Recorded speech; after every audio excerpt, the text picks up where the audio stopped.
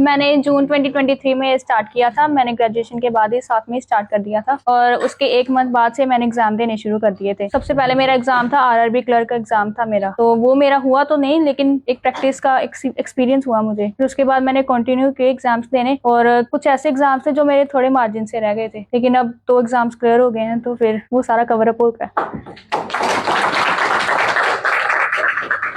थोड़ा बताइए कि क्या रहता है इसमें, प्रोसेस क्या रहता है सारा एग्जाम क्लियर करने का, एक बार थोड़ा बताएंगे डिटेल में। जो प्रीलिम्स होता है उसमें आपकी प्रैक्टिस चाहिए होती है मेन, कि आप कितना प्रैक्टिस किया आपने, कितनी देर आपने, कितना टाइम दिया आपने प्रैक्टिस को। और जो मेंस होता है उसमें आपकी नॉलेज काम आती है कि कितना नॉलेज है आपको। प्रैक्टिस भी चाहिए और नॉलेज भी चाहिए। और अगर आप प्रीलिम्स की तैयारी कर रहे हो तो साथ साथ में मेंस भी चाहिए। ये नहीं कि हमने प्रीलिम्स कर लिया और मेंस अभी नहीं कर रहे हैं, साथ साथ में होता है। और फिर जब दोनों हो जाते हैं तो फिर इंटरव्यू तो उसमें सारा कुछ आ ही जाता है। तो how was your interview, like कितनी देर चली, कितने क्वेश्चंस उन्होंने पूछे वहाँ पे? मेरा इंटरव्यू जो था वो लास्ट में ही था, लास्ट थर्ड मेरा इंटरव्यू था, तो 7 से 8 मिनट तक चला था। तो मेरे सामने तो 4 लोग थे, एक चेयरमैन थे और बाकी 3 थे ऑब्जर्वर थे। वो तीनों तीनों ने क्वेश्चन पूछे, ये चेयरमैन सर ने भी पूछे, तो काफी अच्छा था। मैंने सारे क्वेश्चंस के आंसर दिए। तो क्या क्या क्वेश्चंस रहे उसमें?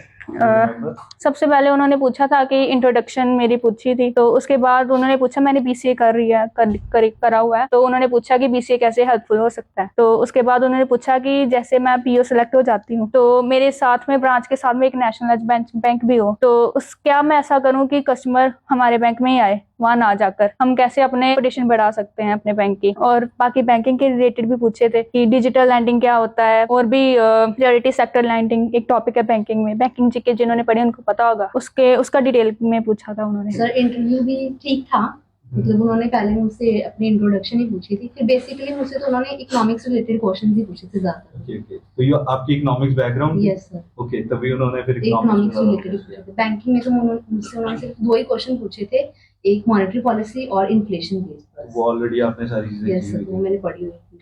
बस यही 2-3 चीजें उन्होंने मुझसे पूछी थी, बाकी ज्यादातर क्वेश्चन तो सारे इकोनॉमिक्स रिलेटेड ही थे। अच्छा, जनरली क्लेरिकल और पीओ के पेपर में क्या रहता है, जो है प्रिपरेशन डिफरेंस क्या होना चाहिए उसमें? क्लेरिकल में ज़्यादा चाहिए पी में ना, क्योंकि इसमें ज़्यादा अटेम्प्ट करना पड़ता है, कट ऑफ आई जाती है, पेपर इजी होता है। पीओ में थोड़ा आप सिलेक्टिव हो सकते हो, क्वेश्चन में कोई ये छोड़ भी सकते हो, तो क्लेरिकल में मोस्टली करना ही पड़ता है। सो बेसिकली क्या है कि जैसे हम अगर प्री एग्जाम की बात करें प्लस अगर क्लेरिकल लेवल की बात करें तो हमें ज्यादा क्वेश्चन सही अटेम्प्ट करने पड़ते हैं। पीओ में क्या है कि हमें कुछ टफ क्वेश्चन जो हमें नहीं भी आते हैं, अगर हम उनको छोड़ भी देते हैं तो भी हमारा सिलेक्शन हो जाता है।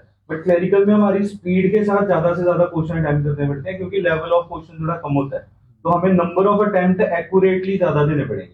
पीओ में कंसेप्चुअल क्वेश्चन ज्यादा रहेंगे, राइट। सेम अगर हम स्टेट में ले जाएं उसको, तो सब इंस्पेक्टर या और एग्जाम को हम टारगेट करते हैं और कांस्टेबल को कंपेयर करेंगे तो वही डिफरेंस आ जाएगा उसमें, ठीक है। तो अकॉर्डिंगली हम इसमें टारगेट करते हैं, राइट। अच्छा, एक चीज इसमें इन्होंने नहीं जिक्र किया, उसका रहेगा कि ये सारी चीजें अचीव करने के लिए सबसे इंपॉर्टेंट बात क्या रहेगी, एक तो सिलेबस है आपका जो चल रहा है, बट एक चीज आपको जो बाकियों से रेस में डिफरेंट करती है वो क्या, मॉक टेस्ट, ठीक है। तो जनरली क्या होता है, हम मॉक नहीं देते हैं, राइट। जब मॉक जब होता है हम छुट्टी कर लेते हैं, या घर पे आपको आईडी पासवर्ड मिले हैं ऑनलाइन के लिए, या आपके टीचर्स आपको कोई एक्स्ट्रा प्लेटफॉर्म भी रिकमेंड करते हैं, या आप उस पर भी प्रैक्टिस करिए, राइट। तो जो मॉक है ना यार, मॉक आपको सिलेक्शन के पास लेके जाने वाला है, राइट। सिलेबस तो कभी खत्म होता ही नहीं, राइट। हम पता है 10th की प्लस 2 की पता है ना, पेपर होता है अगले दिन। कई बार क्या होता है, गेट से अंदर क्लास तक जा रहे हैं तो हाथ में किताब पकड़ी होती है, यार लास्ट मिनट कुछ हम पढ़ लें, है ना। तो वो कभी नहीं आएगा, वो तो चलता रहेगा। मॉक देंगे ना तो आपको पता लगेगा कि किस क्वेश्चन को सिलेक्ट करके करना है और किस क्वेश्चन को छोड़ना है, ओके। और टाइमिंग के साथ साथ कैसे चीजों को कंप्लीटली अटेम्प्ट करना है, वो बड़ी इंपॉर्टेंट चीज रहेगी। क्लियर है चीज?